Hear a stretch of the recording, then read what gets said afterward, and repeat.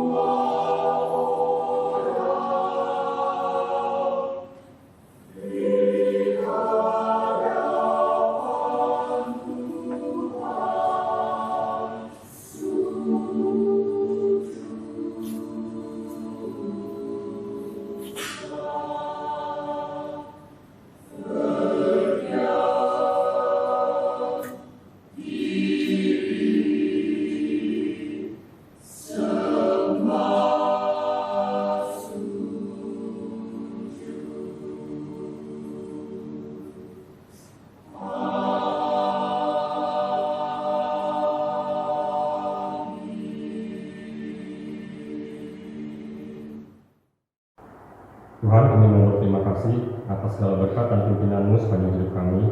Sampai pada pagi hari ini, kami masih bisa berkumpul secara online untuk beribadah kepada-Mu. Tuhan pimpin setiap tugas pelayan ibadah yang bertugas, agar apa yang sudah dipersiapkan dapat menjadi kemuliaan bagi nama-Mu saja. Kami memulai ibadah kami pada pagi hari ini.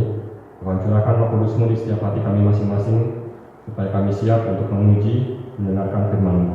Berkati ibadah kami dari awal, pertengahan, hingga akhir, supaya segala sesuatu yang kami lakukan dalam ibadah ini hanya untuk memuliakan nama-Mu saja. Dalam nama Tuhan Yesus kami berdoa dan bersyukur. Amin. Dan mengundang jemaat sekalian bangkit berdiri. Ibadah ini bisa berlangsung karena kita percaya bahwa pertolongan kita adalah dalam nama Tuhan yang menjadikan langit dan bumi, yang kasih setianya tetap sampai selama-lamanya.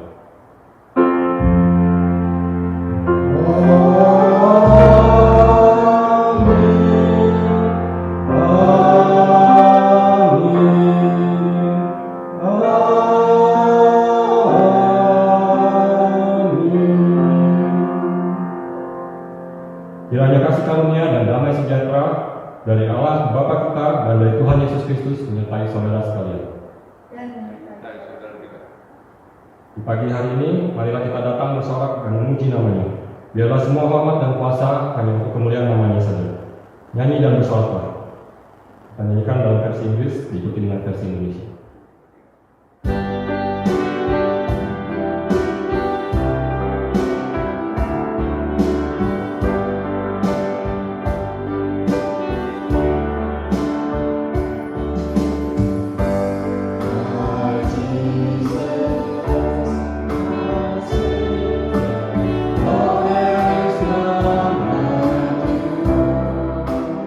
Oh, my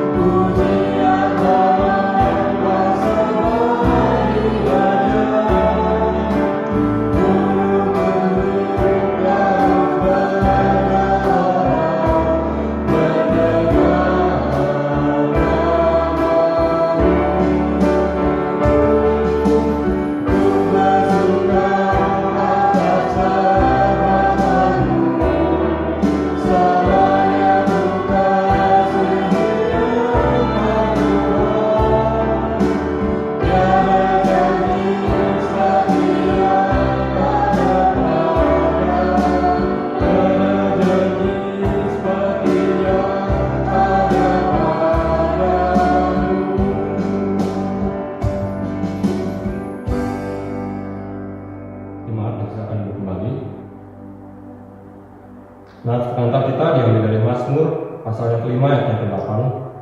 Tetapi aku, berkat kasih setiamu yang besar, aku akan masuk ke dalam rumahmu, sujud menyembah ke arah bait-Mu yang kudus dengan takut akan Engkau. Kita mempersiapkan diri masuk dalam doa pengakuan dosa.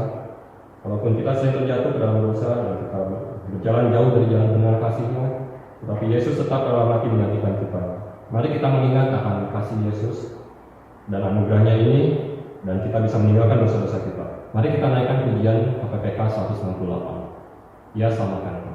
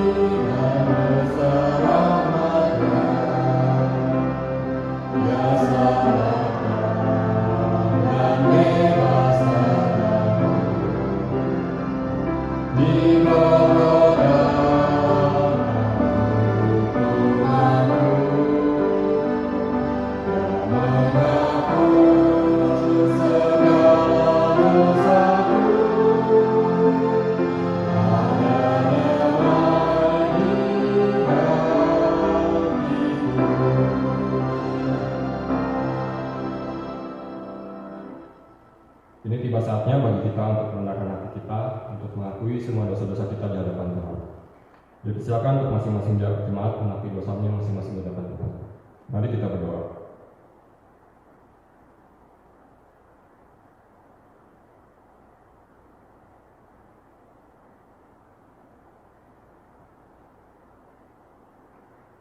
Tuhan, walaupun kami sering terjatuh ke dalam dosa dan jalan jauh dari jalan-Mu, namun Tuhan, Engkau tetap mengasihi kami dan memberikan anak-Mu yang tunggal untuk menebus dosa-dosa kami, manusia yang sebenarnya tidak layak untuk menerima anugerah-Mu ini. Berikanlah kami, anak-Mu ini, hikmat kebijaksanaan ya Tuhan, agar kami bisa selalu mengingat pengorbanan anak-Mu di kayu salib, sehingga kami bisa menjauhkan diri dari dosa dan selalu setia berjalan di jalan-Mu saja. Demikianlah doa pengakuan dosa kami ini ya Tuhan, yang kami serahkan hanya di dalam nama anak-Mu yang tunggal, Tuhan Yesus Kristus. Amin. Ini dengarkanlah berita anugerah dari Tuhan yang diambil dari Mazmur pasal yang kelima ayat yang ke-12. Tetapi semua orang yang berlindung kepadamu akan bersuka cita. Mereka akan bersorak-sorai selama-lamanya, karena Engkau menaungi mereka, dan karena Engkau akan bersukaria orang-orang yang mengasihi nama-Mu. Demikianlah berita anugerah dari Tuhan. Kita mempersiapkan hati kita untuk mendengarkan firman Tuhan. Kita naikkan pujian di bawah kepak sayap-Mu.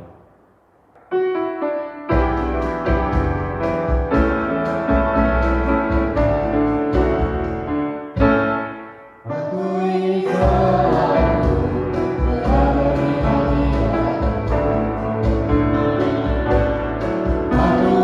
selalu berlindung dalam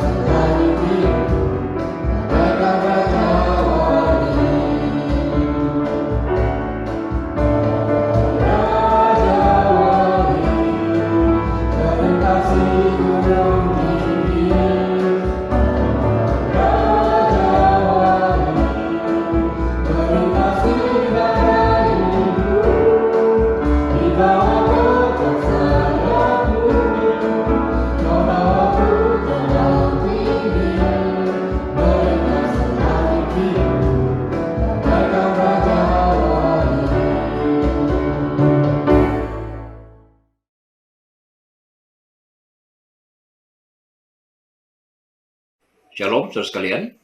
Mari kita berdoa. Berkatilah kami Bapa Surgawi dengan kebenaran-Mu. Berikanlah Roh Kudus yang menuntun kami, sehingga kami bisa membaca dan merenungkan firman-Mu dan mendapatkan pesan Tuhan secara khusus. Demi Yesus Tuhan kami memohon. Amin. Kembali firman Tuhan akan kita baca dari surat 2 Korintus pasal yang ke-8, ayat 1 sampai ke-2. Demikian firman Tuhan. Saudara-saudara, kami hendak memberitahukan kepada kamu tentang kasih karunia yang dianugerahkan kepada jemaat-jemaat di Makedonia. Selagi dicobai dengan berat dalam berbagai penderitaan, sukacita mereka meluap, dan meskipun mereka sangat miskin, namun mereka kaya dalam kemurahan. Demikianlah firman Tuhan. Berbahagialah setiap orang yang membaca, merenungkan dan melakukan dalam hidupnya. Haleluya.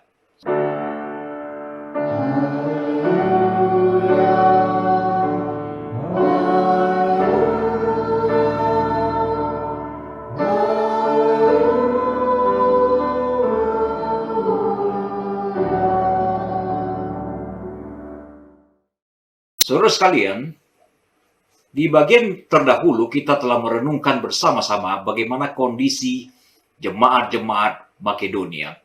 Mereka penuh dengan penderitaan dan mereka sangat miskin, tapi mereka mempunyai sikap yang luar biasa di dalam menghadapi pergumulan dan penderitaan. Dan kali ini kita akan melanjutkan lagi melihat sikap-sikap positif, sikap mental yang baik yang dimiliki oleh jemaat-jemaat ini, saudara sekalian. Di dalam kondisi yang sangat-sangat miskin, jemaat-jemaat ini mempunyai prinsip-prinsip yang sangat penting yang membuat mereka tetap bertahan dan bahkan penuh dengan kemurahan. Saudara sekalian, ada beberapa lagi poin penting dari mental positif yang dimiliki oleh jemaat ini dan hari ini kita akan menuntaskannya, saudara sekalian. Yang pertama, saudara, jemaat-jemaat Makedonia adalah jemaat yang tidak bergantung kepada orang lain. Di dalam surat 1 Tesalonika 4 ayat 11, Rasul Paulus berkata kepada mereka, dan anggaplah sebagai suatu kehormatan untuk hidup tenang dan untuk mengurus persoalan-persoalan sendiri dan bekerja dengan tangan, seperti yang telah kami pesankan kepadamu. Sehingga kamu hidup sebagai orang-orang yang sopan di mata orang luar dan tidak bergantung kepada mereka. Dan kita juga mendapatkan informasi yang sangat penting bahwa jemaat-jemaat di Tesalonika mayoritas adalah pekerja-pekerja yang menggunakan tangan mereka untuk mendapatkan penghasilan, saudara sekalian. Dan ingatlah apa yang dipesankan oleh Paulus kepada mereka, yaitu bahwa setiap orang harus bekerja dengan tangan mereka, dan orang yang tidak bekerja tidak boleh makan. Bahkan Paulus menegaskan iman dan kehidupan orang-orang di Tesalonika telah menjadi teladan bagi orang-orang di wilayah Makedonia dan Akhaya.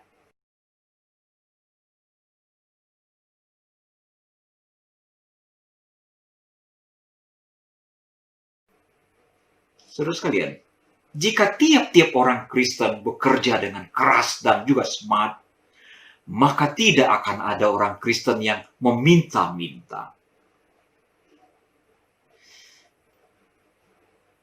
Saudara sekalian, mengapa mempunyai sikap tidak bergantung kepada orang lain adalah sesuatu yang sangat penting.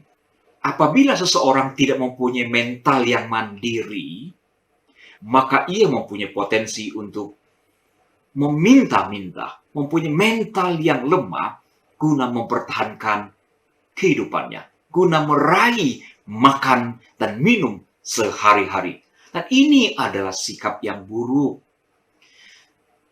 Meminta-minta adalah sikap yang tidak baik. Dan ini tersirat di dalam Mazmur 37 ayat 25. Pemazmur berkata, dahulu aku muda, sekarang aku telah menjadi tua, tetapi tidak pernah Melihat orang benar ditinggalkan atau anak cucunya meminta-minta.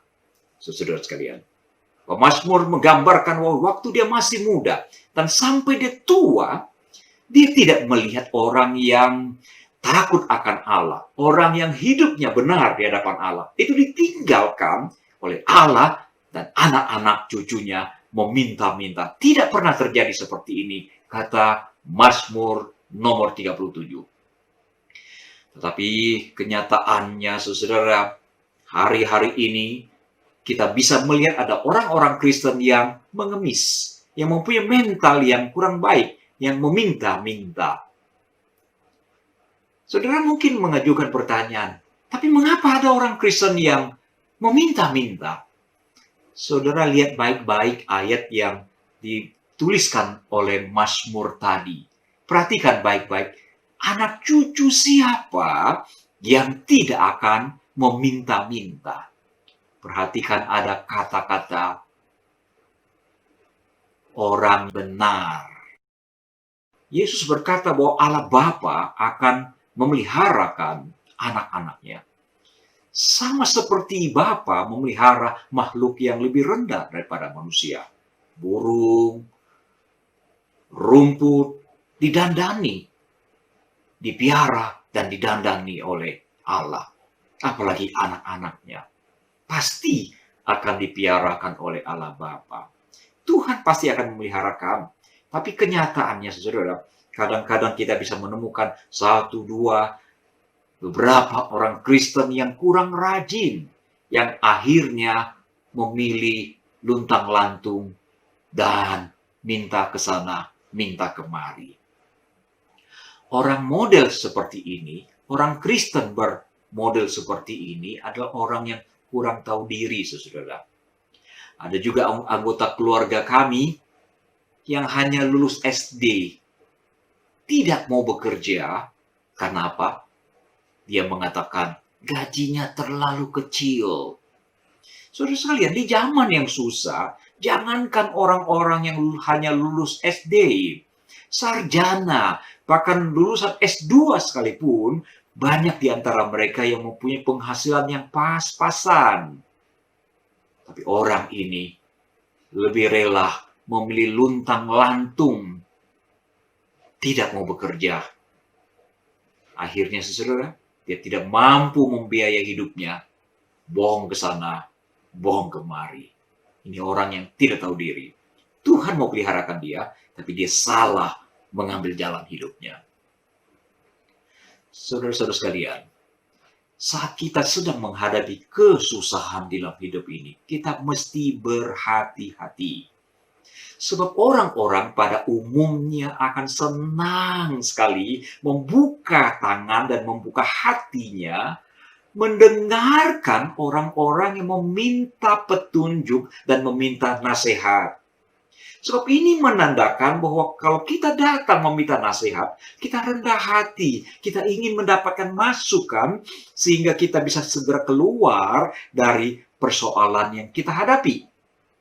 Tetapi situasi akan menjadi berbeda apabila kita sampai terpaksa meminta-minta uang. Dan sikap ini jelek, menandakan bahwa ada yang salah dengan kehidupan seperti ini. Meminta-minta bukan hanya soal verbal, keluar kata-kata. Tapi kadang-kadang juga bisa dalam angan kita, harapan kita. Ada orang yang datang memberikan segala sesuatu yang kita butuhkan sehingga kita bisa terlepas dari persoalan diri kita. Tuhan tidak menginginkan umatnya mengandalkan orang lain. Tuhan juga tidak mengharapkan kita mengandalkan kehebatan kita. Tuhan mau kita mengandalkan, menggantungkan seluruh hidup kita kepada Dia. Itulah sebabnya Dia mengajarkan kepada kita dalam doa Bapa kami, berikanlah kami pada hari ini makanan kami yang secukupnya. Itu berarti Tuhan mau kita bergantung kepada Dia hari demi hari, hari demi hari, minggu demi minggu, bulan demi bulan, tahun demi tahun. Setiap saat bergantung kepada Dia dan tidak boleh bergantung kepada siapapun. Sikap mental yang lain lagi yang dapat kita pelajari dari jemaat-jemaat Makedonia adalah mereka tidak gengsi atau sombong.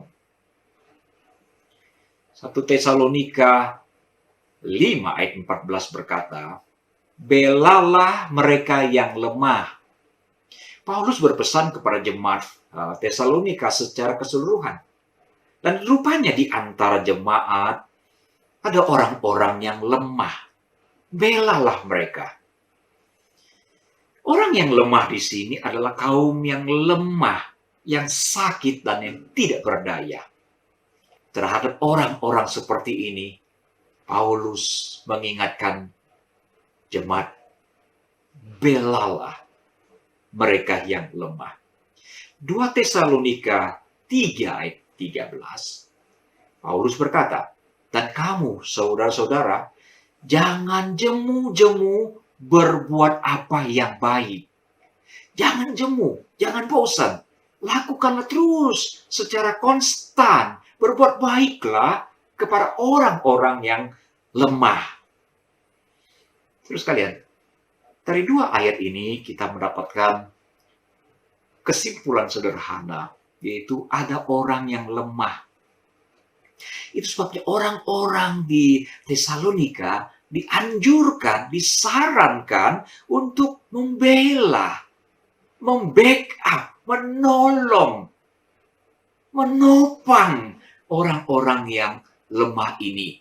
Jangan bosan-bosan, terus-menerus menolong.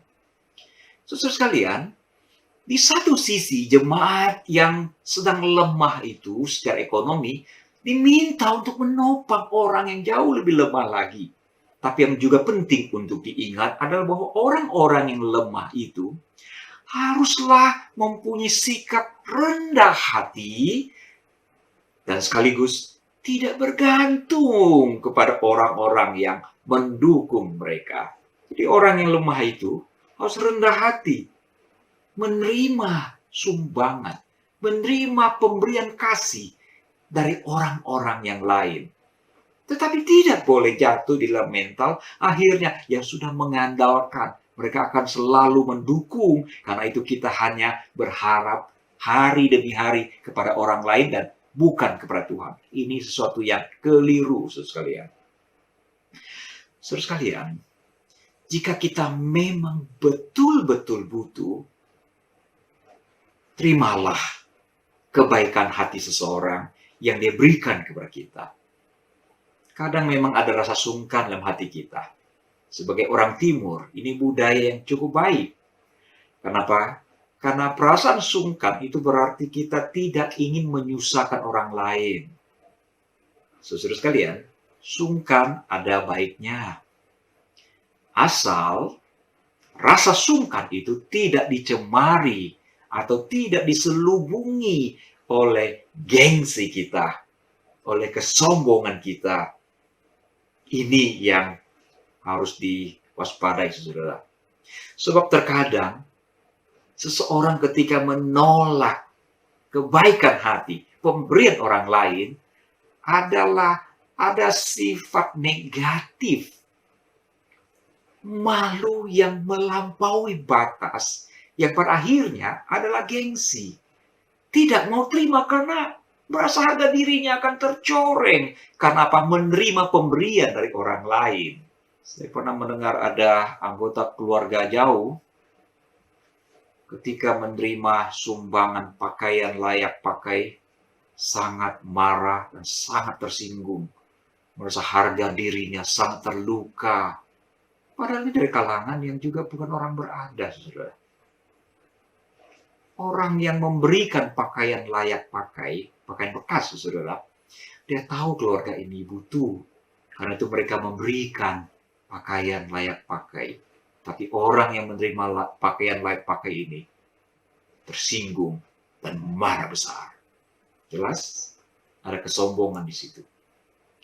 Bahwa saudara tidak terbiasa menggunakan baju bekas pakai orang lain, karena takut tertular penyakit kulit atau apa, itu lain persoalan, saudara.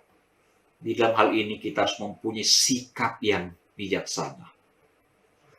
Antara mempunyai mental yang mandiri, tidak ingin menyusahkan orang lain, tidak ingin mempunyai hati yang memohon belas kasihan orang lain, punya perasaan sungkan, dan kesombongan kadang-kadang sulit untuk dibedakan. Hanya kita dan Tuhan yang tahu. Karena itu kita harus waspada, saudara. Jemaat-jemaat Makedonia yang memberi di dalam kesusahan mereka, ada yang lemah dan mereka menerima dukungan dari jemaat-jemaat. Itu sebabnya Paulus katakan, jangan jemu-jemu berbuat baik. Bahkan kalau saudara mau tahu, di dalam Lukas pasal 8 ayat 1-3, Yesus, juru selamat kita, didukung oleh sejumlah perempuan-perempuan yang mendukung rombongan Yesus dengan uang mereka.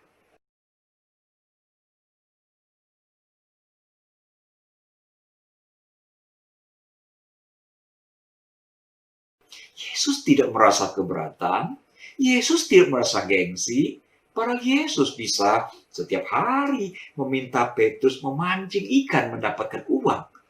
Saudara, ketika ada orang yang bersedia memberikan dukungan, Yesus menerima dukungan itu. Terus kalian, sebagai orang timur, kita boleh merasa sungkan. Harus punya mental yang mandiri. Tapi sekali-kali yang tidak boleh terjadi adalah gengsi yang berlebih-lebihan. Yang menyebabkan kita menjadi orang yang sombong. Sikap mental yang ketiga adalah jemaat-jemaat yang lemah dari orang-orang Makedonia, Tesalonika dalam hal ini, bukanlah orang yang tamak dan orang yang aji mumpung. Orang lemah tidak menuntut, tidak juga bersikap tamak ataupun aji mumpung ketika ada sokongan, ada topangan dari orang lain. Beberapa waktu yang lalu beredar sebuah video yang sangat-sangat menarik, unik. Video itu menceritakan tradisi Askida Ekmek. Ini adalah tradisi orang-orang Turki, saudara. Askida Ekmek. Artinya roti Askida. Nah, rupanya orang-orang Turki ketika pergi belanja roti di toko roti, mereka akan membayar sekian uang lebih. Misalnya, dia akan membayar dengan harga 4 buah roti. Tapi dia hanya membawa pulang 2, selebihnya akan digantung ke satu kantong. Sehingga orang-orang yang susah, orang-orang yang miskin, bisa mendapatkan roti itu dengan gratis. Uniknya, saudara, orang-orang yang miskin mendapatkan roti itu. Dan ketika pedagang roti memberikan 4 roti, maka orang yang susah ini tidak berkata, ini kesempatan, boleh tambah? Tidak, saudara. Ketika diberikan lebih, maka orang yang lemah ini akan mengembalikan sebagian. Karena dia merasa sudah cukup. Unik. Dan lebih unik lagi, ketika orang lemah ini sudah mulai kuat lagi, sekarang dia akan datang ke toko dengan membawa uang. Kali ini dia akan membayar 4 buah roti, dan dia hanya membawa pulang 2 buah roti. Selebihnya, taruh lagi dalam kantong, manakala ada orang yang butuh. Ini sebuah tradisi yang sangat-sangat baik, sekalian. Askida Ekmek. Roti Askida.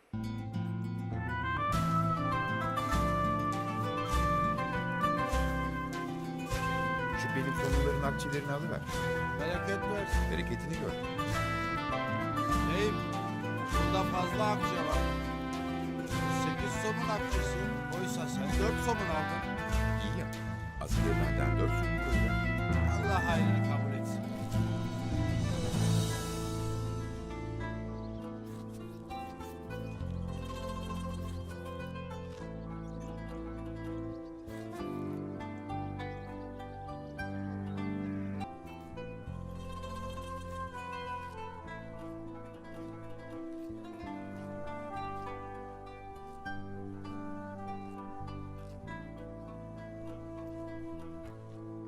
Buyur bacım. Somun mu istedin? Şey,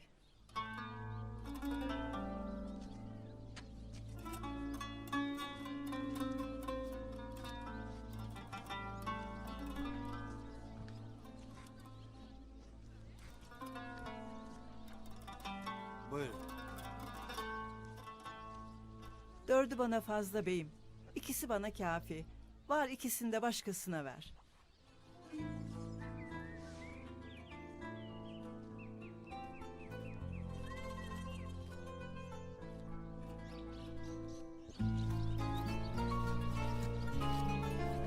İki somun verir misin beyim? Buyur bacım.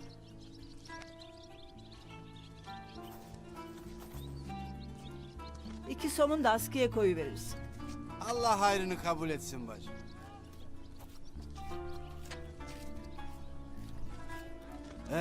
Bugün bana, yarın sana. Komşusu açken kendisi tok yatan bizden değildir buyrulmuş. Bunu kendine şiar edinmiş bir toplumun erdemine en büyük örneklerden biridir askıda ekmek. Terus kalian, orang-orang lemah, orang-orang miskin, orang-orang sakit di Tesalonika tidak menuntut, tidak bergantung. Sebab mereka bergantung kepada Tuhan. Lebih daripada menggantungkan nasib mereka kepada orang lain. Ingat baik-baik saudara, kebaikan hati seseorang yang diberikan kepada kita ataupun kepada siapapun, itu bukanlah kewajiban dari orang itu. Apabila suatu saat dia tidak bersedia ataupun tidak sanggup lagi memberi, kita tidak berhak menagih, meminta, apalagi menuntut. Terkadang ada orang-orang tertentu yang tidak sadar tentang sebuah kebaikan. Sehingga apabila dia tidak lagi mendapatkan kebaikan itu, maka dia akan menuntut, merasa haknya tidak dia peroleh. Saudara, seorang bos yang murah hati, kasihan kepada begitu banyak pegawainya yang membawa bekal dengan makanan yang seadanya. Dia berinisiatif menyiapkan makan siang untuk pegawai yang begitu banyak. Manajer perusahaan harus menempuh perjalanan begitu jauh. Itu sebabnya dia siapkan sepeda motor untuk manajer. Direksi yang juga cukup jauh, disiapkan kendaraan mobil yang layak pakai. Terus menerus, saudara-saudara. Setiap siang ada makan siang bersama-sama. Ada sepeda motor yang bisa dimanfaatkan. Ada mobil yang dia pakai. Bertahun-tahun kemudian, perusahaan mengalami kesulitan. Bos yang murah hati ini terus mempertahankan, memberi makan siang, mempersilahkan pegawainya menggunakan sepeda motor.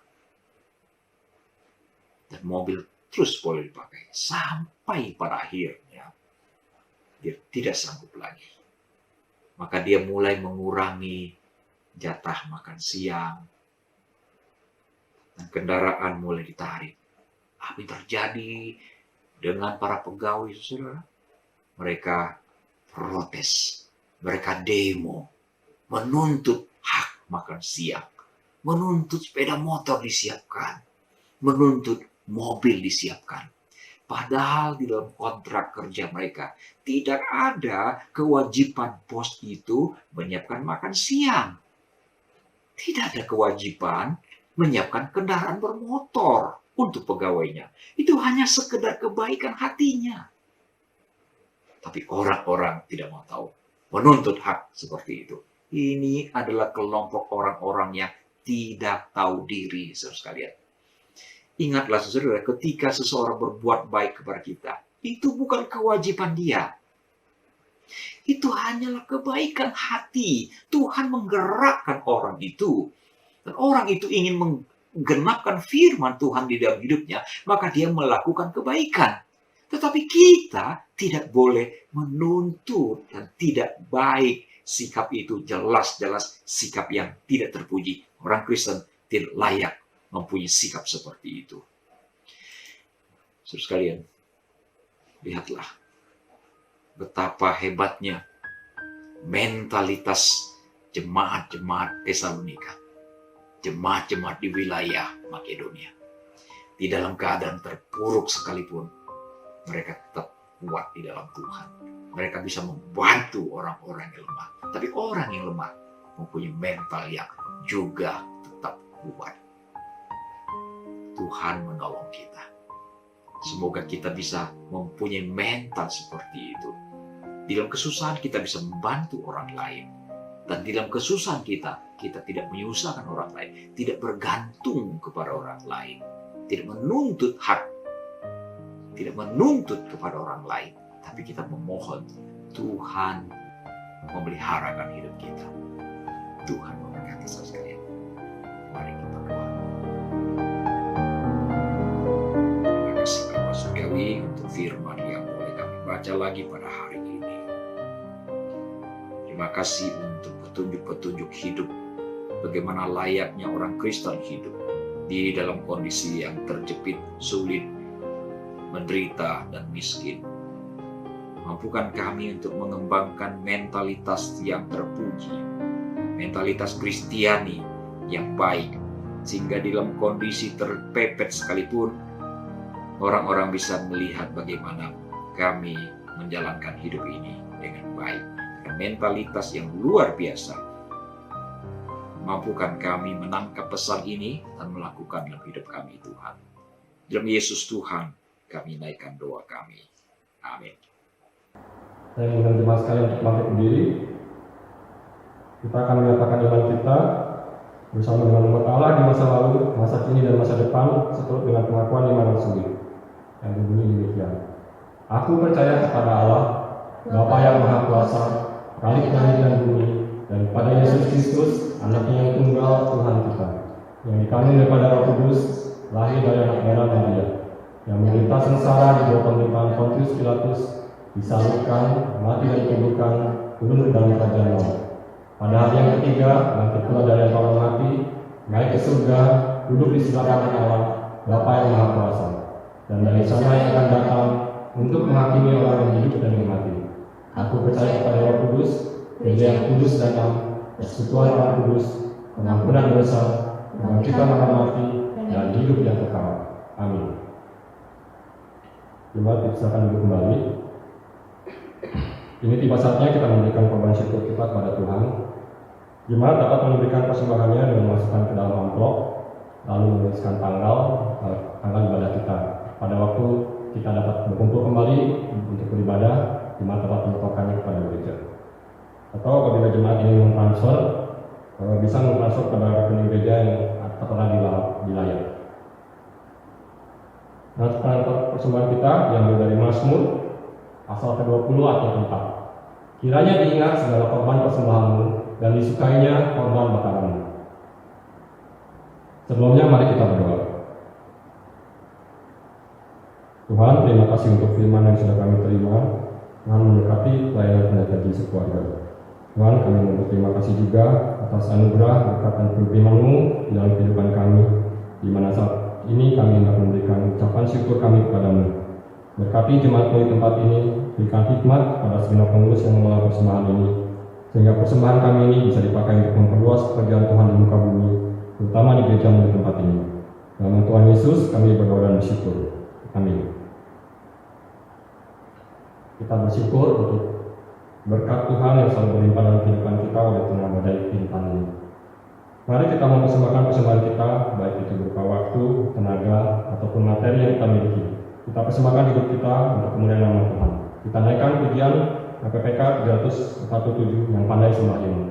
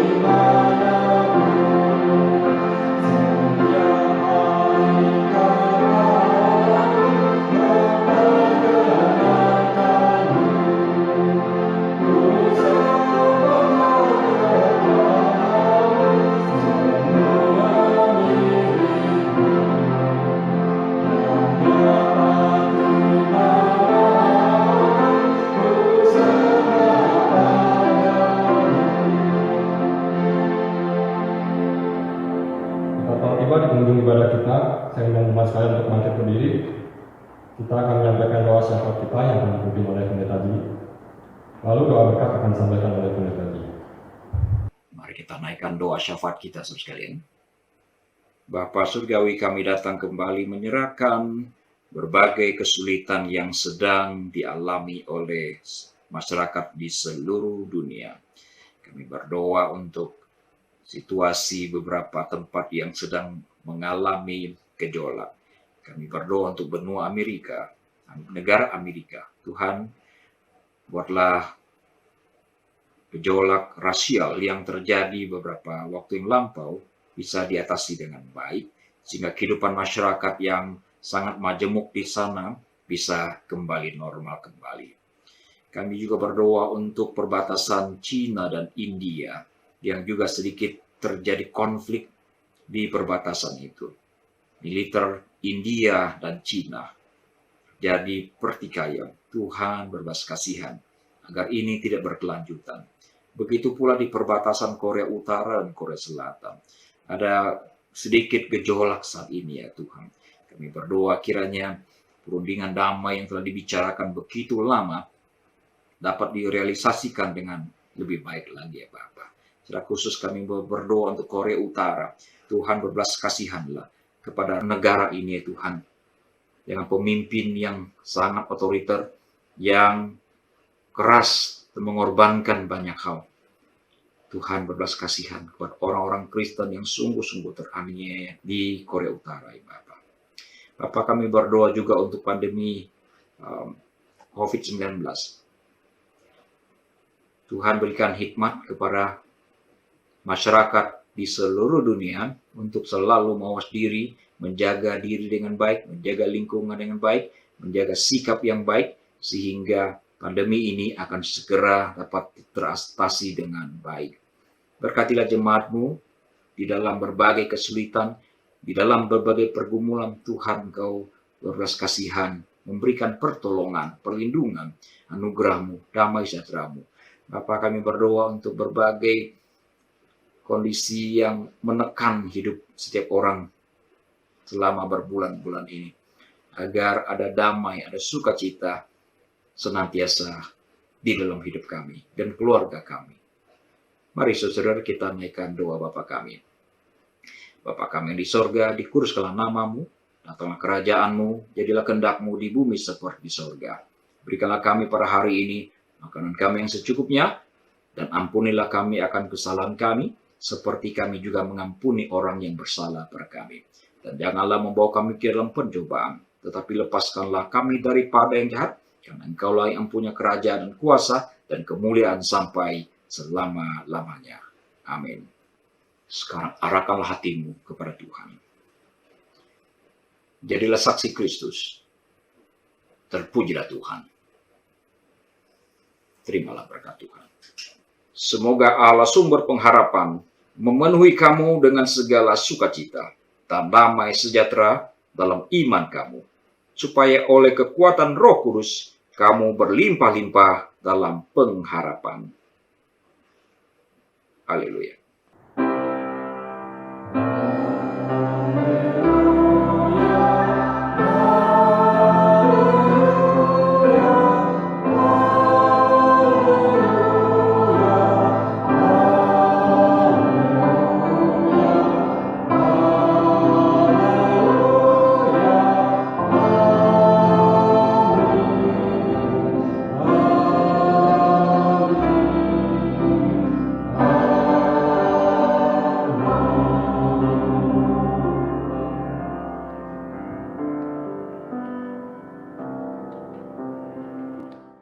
Silakan duduk kembali. Saat teduh, ibadah kita selesai pada hari ini. Saudara-saudara sekalian, semoga saudara semua dalam kondisi yang baik, sehat, penuh dengan sukacita, dalam kondisi yang terpepet sekalipun, biarlah damai sejahtera dari Tuhan selalu mengalir di dalam hidup saudara. Doakan terus saudara, berharaplah kepada Tuhan terus, agar situasi ini bisa berubah dengan lebih baik lagi, dan kita tetap diberikan pemeliharaan berkat yang berkelimpahan, serta sehat di dalam pemeliharaan Allah Bapa. Tuhan berkati saudara sekalian.